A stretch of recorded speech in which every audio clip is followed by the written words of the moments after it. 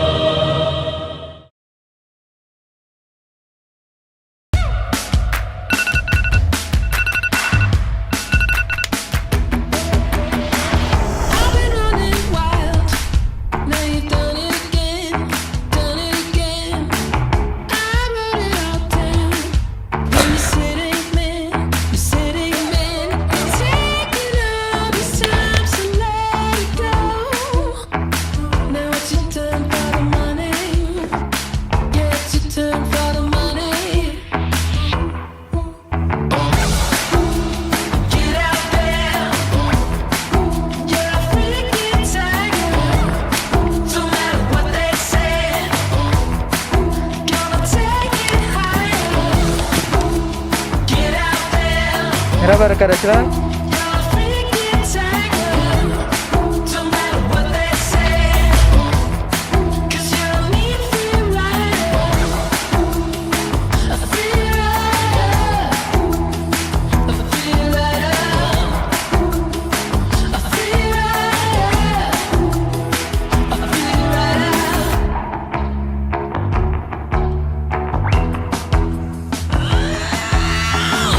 Gotta break on now.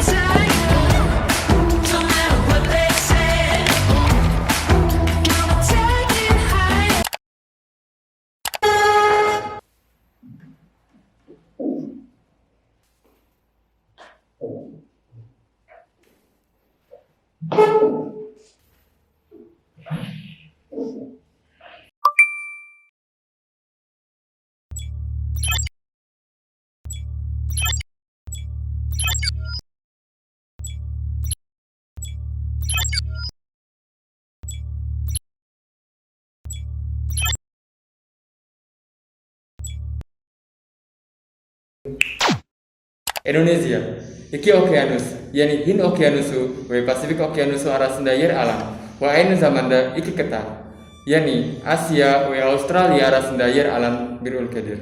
Indonesia, ateş çemberi bölgesinde yer almaktadır. Dolayısıyla deprem potansiyeline sahip ülkelerden biri olan Indonezya'da yaklaşık 400 aktif yanardağ var. Ve bunlardan ikisi dünyadaki en büyük etkiye sahip yanardağlardır. Yani Tambora Dağı ve Krakatau Dağı. Bu nedenle Indonezya'da sık sık meydana gelen depremler nedeniyle yaklaşık 17.000 adalar oluşturuldu. Sadece bu değil, bu coğrafi durum nedeniyle Indonesia petrol ve doğalgaz gibi birkaç doğal kaynaklara sahiptir. Indonezya'da benzersiz bir maden ocağı bulunuyor. Yani Grasberg madeni dünyanın en büyük altın, gümüş ve bakır rezervlerinden biridir. Bu madende aktif olarak 20.000 kişi çalışıyor ve altın üretimi de dünya lideridir. Indonesia 34 il ve 98 şehirden oluşmaktadır. Indonezya'nın yaklaşık 270 milyon nüfusu var ve Indonezya'yı nüfus yoğunluğu açısından dünyada 4. sırada yapıyor. Indonezya'daki nüfusla ilgili ilginç bir şey var. Indonezya'daki adalardan biri olan Jawa Adası'nın nüfusu Rusya'nın nüfusundan daha fazladır. Bu nedenle Jawa Adası dünyanın en kalabalık adası seçildi. 270 milyon insan, yaklaşık %86'sı Müslüman ve dünyadaki en fazla Müslümana sahip ülkedir. Devam etmeden önce Indonezya'daki dinlerin gelişimini anlatmak istiyorum. Indonesia şu anda dünyanın en büyük Müslüman ülkesi olmasına rağmen geçmişte Indonesia Hindu krallığı altında güce sahip bir ülkeydi. O halde İslam nasıl girebilir ve Indonezya'da İslam'ın gelişimi nasıl bu kadar hızlı olabilir? İslam'ın Indonezya'ya girişi hakkında o kadar çok teori var ki bu teori hakkında en güçlü ve popüler olanı Indonezya'nın ünlü bilim adamlarından Buya Hamka'nın Mekke teorisidir. Bu teoride Indonezya'daki İslam'ın Arap tüccarlardan değil, Arap alimlerinden geldiğini açıkladı. Çünkü o zamanda alimler dolaşmayı çok seviyorlardı. O halde Indonezya'da İslam nasıl hızla gelişebilir? Bu hikaye Türkiye ile ilgili vardır. Bu olay nasıl olabildi? Daha önce de söylediğim gibi din alimleri bu zamanda Doğu Jawa'da dolaşmayı gerçekten seviyorlar. Gresik şehrinde Türk alimler Müslüman bir ailenin mezarı olan Fatimah binti Maymun'a ait mezarı görünce şaşırdılar. Onlar döndüklerinde Indonezya'da İslam'ı geliştirmek için en iyi dakwah ekibini Sultan II. Murad tarafından gönderdi. Şimdilerde Endonezya halkı olarak bildiğimiz Suriye ve İran topraklarından en iyi alimlerden oluşan Wali Songo, yani 9 koruyucu anlamına geliyor. Bu ekip Indonezya'da savaşmaya değil, davet etmeye dayalı güzel bir yöntemle vaaz veriyor. Ve onların vaazlarından Hinduizm kokan eski kültürümüz, şarkılarımız ve wayang gibi İslam'ın yönüne değişti.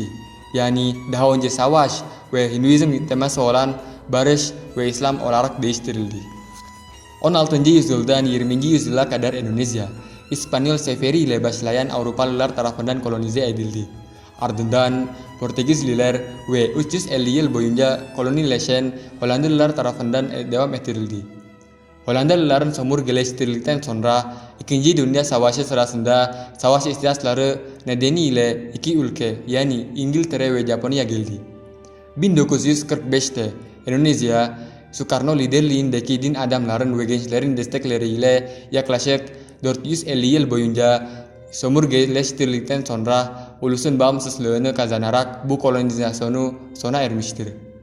1966'da Sukarno'dan Suharto'ya bir liderlik değişikliği oldu ve bu dönemde yaklaşık %1000 bir enflasyon vardı.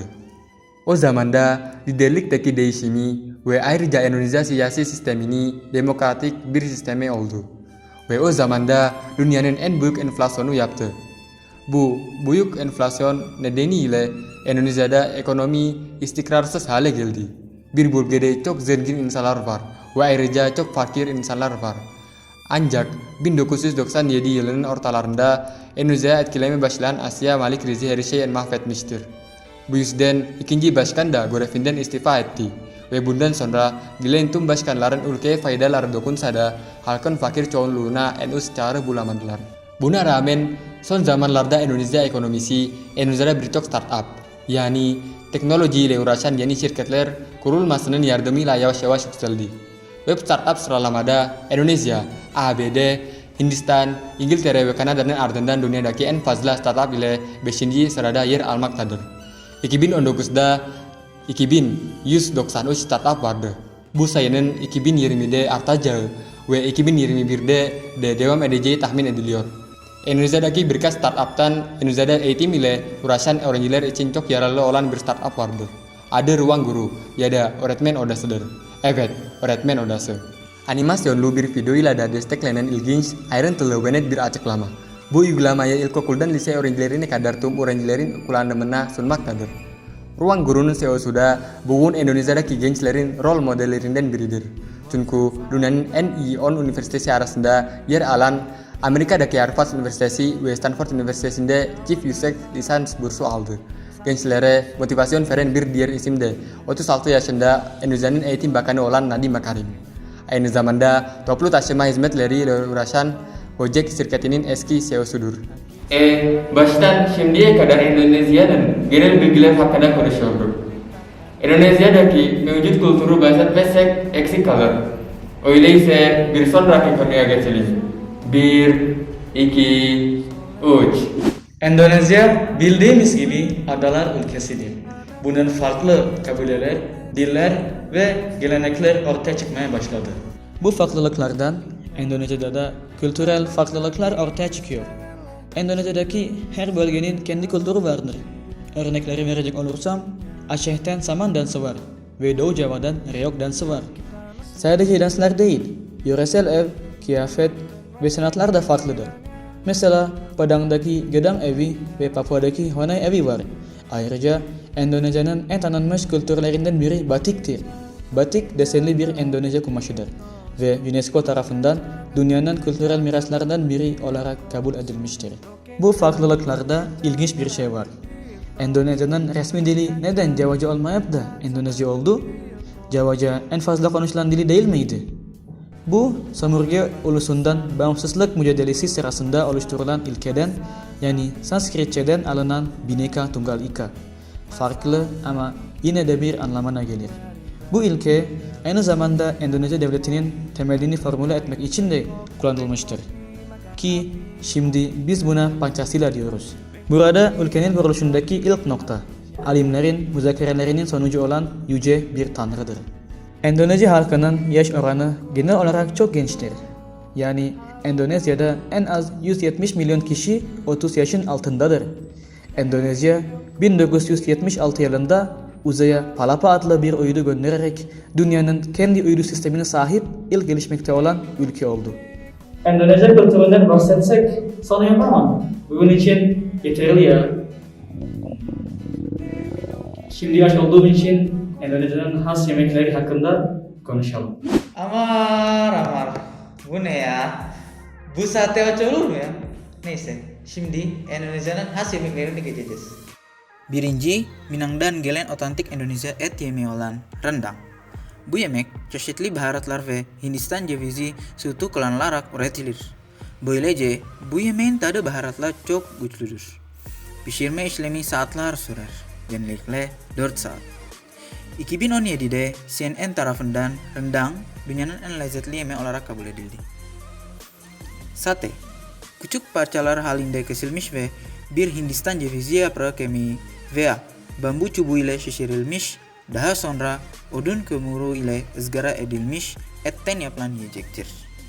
Kullanılan etler tavuk, keçi, sığır eti ve hatta domuz etidir.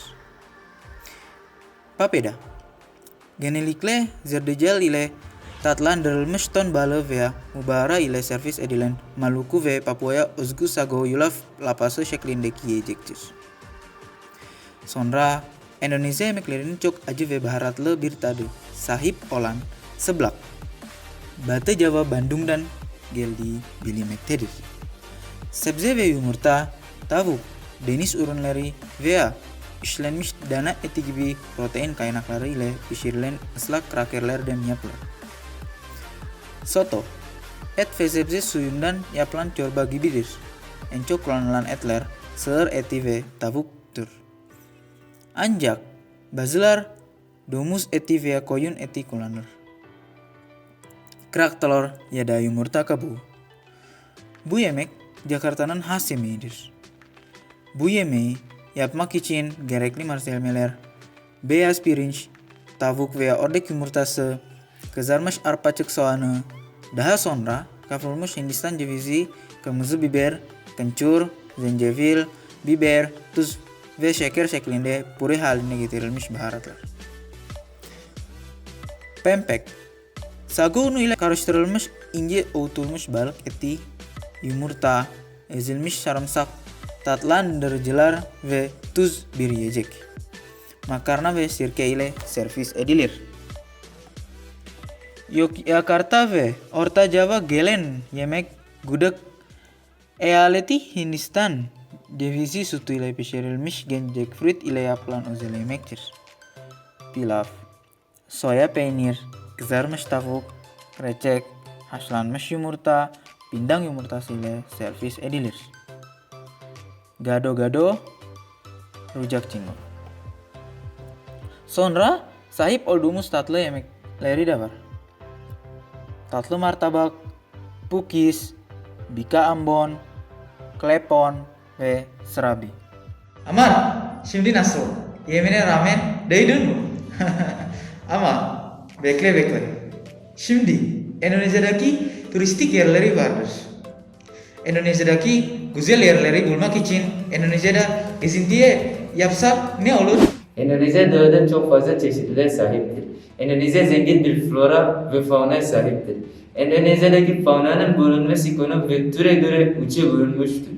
İlki batı kısmı veya sözde asertis. Batı kısmında Jawa gergedanı, orangutan, Sumatera kaplanı, Javan tavus kuşu, tapir gibi nadir hayvanlar var. İkincisi ara kısım veya sözde endemik. Bali sırıcıkları, kuskus, tarsius, anoa, komodo gibi hayvanlar var. Üçüncüsü doğu kısmıdır ve genellikle Australis olarak adlandırılır. Cennet kuşları, kaslular, Papua kanguruları vardır. Burada Endonezya hükümetinin komodo yaşaması için bir ada sağladığı komodo hakkında ilginç gerçekler var. Bu adada çok güzel bir doğal güzelliğe sahip. Labuan Bajo adında güzel bir turistik yere de sahip.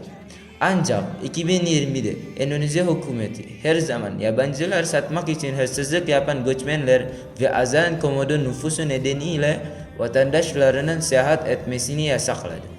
Ve ender bitki türleri için Endonezya hükümeti genellikle cagar alam ya da doğal rezervleri olarak adlandırdığımız korunmalarını sağlamak için pek çok yer hazırladı. Turizme devam edelim. İlki dünyaca ünlü güzel plajları ile bir ada olan Bali. Şimdi Bali uluslararası alanda çok ünlü olduğu için ekonomi otomatik olarak artıyor. Fiyatlar da yükseliyor. Bali'nin nüanslarını ucuz sermaye ile hissetmek isteyenler için su altı doğal güzelliği ile Lombok alternatifini kullanabilirsiniz. Ya da Bali'nin nüanslarını Lombok ile hissetmek, yani plajın ve su altı dünyasının hissini hissetmek isteyenler Endonezya'nın doğusunda bulunan Raja Ampat adasını ziyaret edebilirsiniz. Bildiğimiz gibi Endonezya'da çok dağlar var. Yükseklik sevenler için Endonezya'yı ziyaret ederken ziyaret etmenizi tavsiye ettiğimiz birkaç dağlar var. İlk dağ çöl hissine sahip bir yanardağ olan Bromo Dağı'dır. Ayrıca Jawa adasındaki en yüksek yanardağ olan Semeru Dağı var. Bu iki dağ aynı adada, yani Jawa adası üzerindedir. Son olarak 10 yıllık uzun ömrü nedeniyle ebedi çiçek olarak bilinen Edelweiss çiçeklerinin bulunduğu Rinjani Dağı vardır. Şnorkelle sevenler için mercan resiflerinin ve su altı canlılarının doğal güzelliğini sunan doğal deniz parkımız Wakatobi'yi ziyaret edebilirsiniz. Sırada Endonezya'nın Hindu ve Budist egemenliği altında olduğunu bildiğimiz için din turizmi var. Bu nedenle Endonezya'da tapınaklar gibi birçok tarihi yer var ve en ünlüsü dünyanın en büyük Budist tapınağı olan Borobudur Tapınağı'dır ve aynı zamanda dünyanın 7 harikasının eski versiyonuna da dahil edilmiştir. İkincisi Jakarta'da bulunan İstiklal Camii'dir. Sadece büyük bir bina değil, yani Bu caminin karşısında büyük bir kilise bulunmaktadır ve şimdiye kadar farklı dinlerden insanlar arasında herhangi bir çatışma yaşanmadı. Bu kilise karşısında neden bir cami olabileceğini ve herhangi bir çatışma olmadığına dair pek çok soru ortaya çıkabilir. Bu Endonezya halkının inşa edilmiş olan ilkeleri, yani Bhinneka Tunggal Ika, farklı ama yine de bir, nasıl savunduğunu gösteriyor. Biliyor musunuz? Endonezya'da Sahra Çoruh, Azteklerin kalıntıları bir piramitler gibi diğer ülkelerdekilere benzer birkaç turistik yer vardır. Daha fazla bilgi için Indonesia Travel YouTube kanalını izleyebilirsiniz ve takip edebilirsiniz.